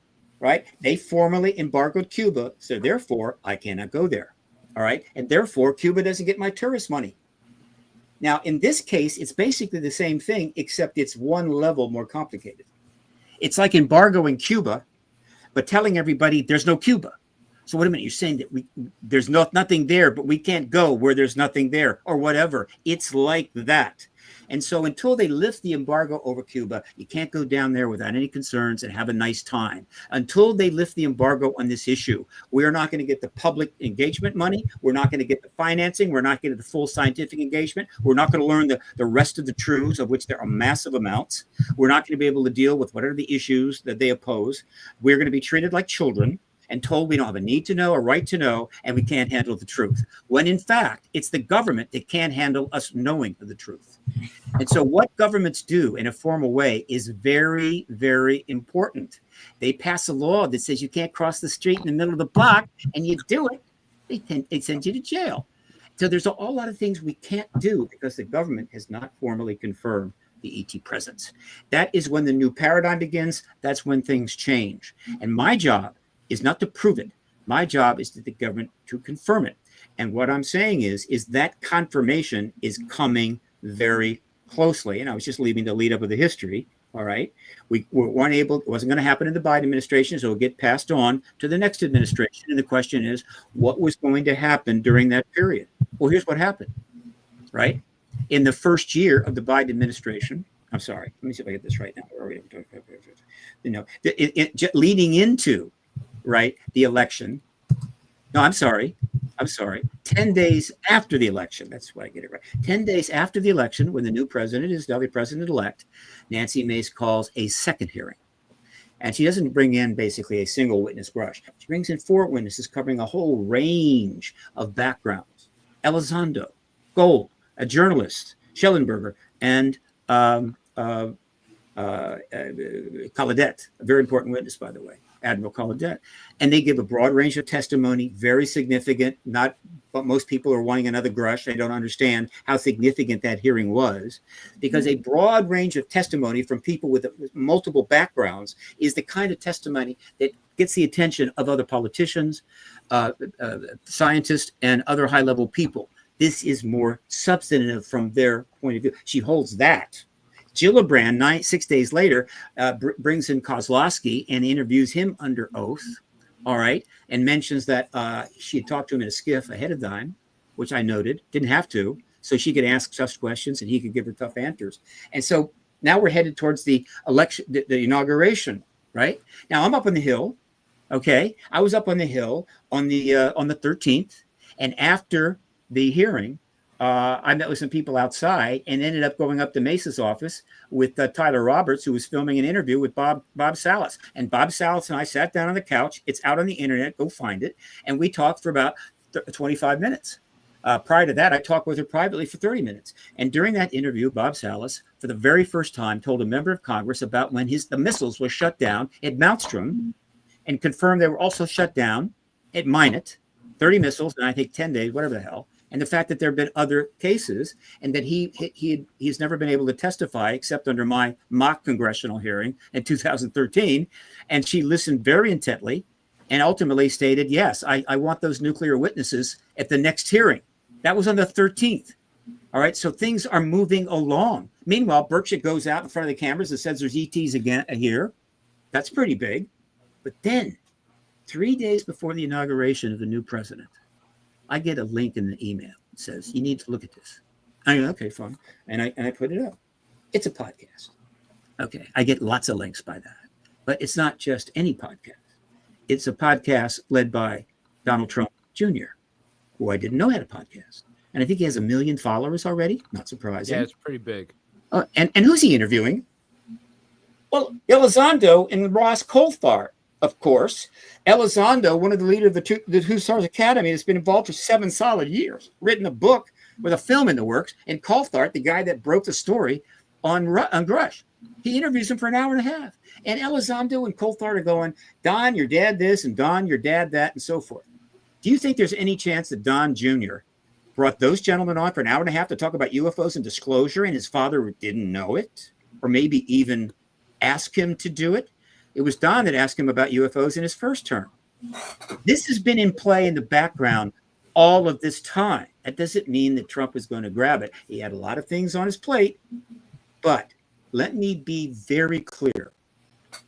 You can be sure that more than a few people have told President Trump that if he is the president to confirm this, quote, non-human advanced technology presence, it will be one of the greatest political legacies in all of history.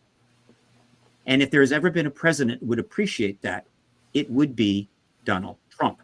And it gets better because unlike the other presidents, he has put his people, not just a person, right? Maybe a qualified person into the key jobs, his people. And so this president has the most loyal Secretary of Defense, Director of the CIA, Director of the FBI, Director of the National Intelligence, Office of National Intelligence, than any president ever. And so he's not going to have any of them coming to him and say, Don, you probably shouldn't do this, right? No way. No. And so you put all of this together, right? And then just for a little cherry on top of this pie, out of nowhere, not too many days ago, Comer, who was the chairman of the Oversight Committee, right?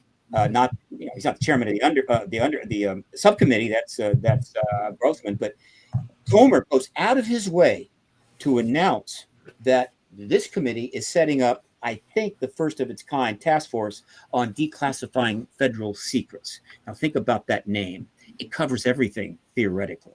All right. Which brings up a very interesting point. Yes. Not long ago, I have a very good friend who is a physicist, and we often have some wide-ranging discussions. And one of them involves what damned technology do we have, the United States, that has never seen the light of day? Yeah. For example, Ben Rich, we can take him home. All right. Now, that's one hell of an amazing statement. Or what's one of our biggest problems right now, today, not only in this country, but around the world? Energy. What about the technology demonstrated by ET, if that's who it is, okay, they don't get here on engines made in Detroit. That's right. That's right. What in the hell are they using? Is there such a thing as free energy or magnetism? I mean, one thing that that many researchers have discovered over the years is that when these saucers are flying around, or these objects, I guess I should say, they often follow magnetic ley lines. Okay, what is the connection there? And what have we discovered there? And of course, the biggie, weaponry. That's always been the holy grail for the people at the Pentagon. Okay, new, better, more efficient ways to fry somebody. What the hell do they have there? So, Stephen, you know, federal secrets, they have too much to lose, I think, if any of this is basically released to the public. My God, if we can go to the stars, are we going to the stars? Do we have a secret corps of astronauts that are out there right now flying around? I'm sure you've followed along over the years the ISS. The International Space Station. I've gone up there a number of times, and every time something mysterious seems to pass by the window, bingo, they lose the feed. Sure. Okay. Sure. They lose the feed. Yeah. So yeah, we've been fed copious amounts of bullshit for a long time, and we're in the dark. And I'm afraid that dark is going to last a long time. Well, all I could say is, you know, don't be walking around in your underwear, because the lights could go on at any time. You see, you just listed one of 10,000 reasons why the truth embargo has to end. Well, I've had 78 years to work on that tech. So first of all, have we gotten an advantage from it? Not that we know. Oh, Corso said they maybe introduced a little bit of tech. Fine, maybe they did. I'm not over impressed with that. But really, the anti-gravitics, the energy systems, are we seeing that? Like, no, we're not. And we never will until we get disclosure. But it gets worse, because there are rumors. And again, I have to call them rumors, because it's not established to me yet, that, but it's logical that several countries who have crashed vehicles, it's not like they just crash in the United States. That would be kind of ridiculous. We are a very small country. The largest country in the world by landmass is, you know, Russia. And when it was the Soviet Union, it was really large. And so there is strong concern that there is a extraterrestrial technology weaponization race going on. And the reason that is so dangerous is because it cuts right into the heart of the mutual assured destruction scenario that we have been living by all of these years, which somehow has kept us from blowing ourselves to hell, which is, you know, true, except it doesn't factor in accidents, and we've almost had several of those. So what I mean by cut into the heart, the number one thing most significant in terms of the nuclear weapons arms race and standoff is first strike. First strike means if you've got the ability to strike first, really first, so you can take out either X or 2X or 3X or 4X number of facilities before the other nation could respond, then that is a strong temptation. Let's just get this over with, because they're going to win. And so they've been playing the first strike thing. That's why when about 2 years ago, we got all this information out about the Russians having some success with a hypersonic missile, the United States was kind of embarrassed, because we admitted we didn't have that yet. Then China turns up with a hypersonic missile. Now, this could get even more interesting. Well, we do have a shitload of nuclear submarines. Of course we do, but hypersonic missile gets into first strike, okay? And so the irony is that maybe we have first strike capability, but it's based on ET tech, and therefore we can't acknowledge it. But first strike, you know what these saucers can do. You know how they maneuver. And so if you had a fleet of 100 of them, and they all had 10 MIRVs on them, and you could boom. Boy, that's a hell of a first strike. So is that going on? I don't know. And we'll never know until we end this embargo. And so what's at stake on the confirmation is just more than I can imagine. Okay, I'd like to jump in here and ask you about the post-disclosure world. Sure. Okay. I come at this a little differently. I'm a pastor, and there's been a lot of talk about potential impacts to religion. You've explained tonight how the various political operatives are maneuvering and preparing for disclosure. Do you have any information about how the religious community or the Vatican or religious leaders are involved in preparing for a post-disclosure world? Well, the person that knows the most about that and is actually engaging it through his organization, the New Paradigm Institute, is Danny Sheehan. And that engaging the religious aspects is a major part of their agenda. And they've got a major project in the works on that. And so he knows a lot about that. Okay. But let me add this. One of the advantages of the prolonged truth embargo, 78 years now, is that the religions of the world have had a lot of time to sort of see this coming. You know, it's like the train. It's way down the track. You know it's coming, but you got a lot of time. And that's helpful. Right. So in the 78 years since Roswell, something like 600 sci-fi movies have been put up on the big screen. Most of them, few just streaming, whatever the hell, that had ETs in them. 600, generating more revenue for the film industry than any other genre. Maybe 100 billion, maybe $200 billion. And they're seen by mass audiences around the world, bringing in the highest gross films of all time, 1.5 billion, 2 billion, with ETs in them, of every conceivable type and manner. And there's more coming. So the idea of ET has been injected into the world. It's virtually universally known. It's hard to find somebody unless they're on, I don't know, Sentinel Island in the middle of the Indian Ocean that doesn't know in their own language what this thing is, okay? OVNI, UFO. So that's happened. Now, religion overall has shown pretty accommodating face to this, led by the Catholic Church, which is way out in front of this issue for a number of reasons. And totally ready. The Catholic Church will jump on this issue immediately, talked about all its history on this, and probably get even more Catholics. The Asian religions don't care, right? Whatever happens, it happens. They're fine. They'll always be fine. The other major religion, 1 billion strong, are the Islamic faith. Islamic faith doesn't really have an objection there. The idea of unusual beings is part of their religion. The stress point there is the Islamic faith is in an extremely stressed situation, and therefore anything new is maybe a little difficult, but overall, intrinsic to that faith, not a problem.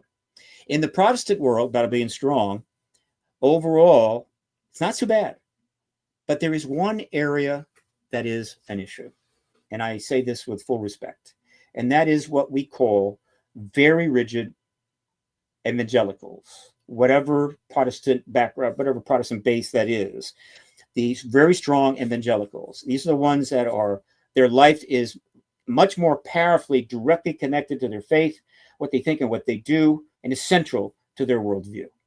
And they have indicated problems. They have clearly shown their concern, and it is a legitimate concern. But it's not like they don't know this is in play. That's not like they don't know what's coming.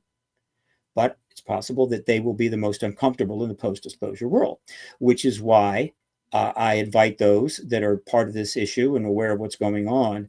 When the post-disclosure worlds come, let's walk into it with as much humility, as much grace, and as much empathy as possible. And well, so, Stephen, those are the ones that consider, okay, the entire UFO UAP phenomenon to be demonic. And it's tough getting around that. That's right. That's right. And they have exerted themselves a little bit. There is an evangelical group within the Department of Defense. It's been blown out of proportions, right? But there is a group, and whatever positions they may or may not have, they have been they have voiced their concern. Okay. Yeah. Does that mean that the truth embargo is being run by evangelicals? No, it doesn't. But it is now, if you're a manager of the truth embargo, designed to keep this thing, classified forever, you grab onto anything you can. And so if there's a concern about from a particular religious group, you magnify it. If Margaret Mead makes a statement long ago about, cult cargo cults and everything else. You push that into that study that they did. Anything to try to push people away from engaging the issue. But Hey, Steve. they can't anymore. Yes, sir. Steve, we're down to our last minute. Folks that are interested in supporting you, what can they do? ParadigmResearchGroup.org is now a 501c3 nonprofit, tax-deductible donations based in D.C. New Paradigm Institute is a 501c3, much bigger than me. 501c newparadigminstitute.org. You've got the Soul Foundation. Gary Nolan started the science think tank out of Stanford, also 501c3. Support that. The UAP Disclosure Funds raised a lot of money out of, I think, San Francisco, is a 501c4. And other organizations are forming, literally. And almost all of the newer developments are not pre-disclosure, meaning let's prove it, but rather they're planning for the post-disclosure world. They're getting ready for the paradigm shift, as is Paradigm Research Group. And there's a lot of stuff happening I don't even know about yet, but it's coming out very fast. In other words, the game is almost over. We're about to walk across the line for better or for worse. Whatever lies on the other side of this paradigm is what it is, and we will deal with it as we always have. Whatever it is, we deal with it. We're humans. We're very clever. We're very able to adapt. All right. Am I too concerned? No, not really. I know a lot about the ETs, and I know a lot about human beings. And let me tell you, I am far more worried and afraid of human beings than I are them.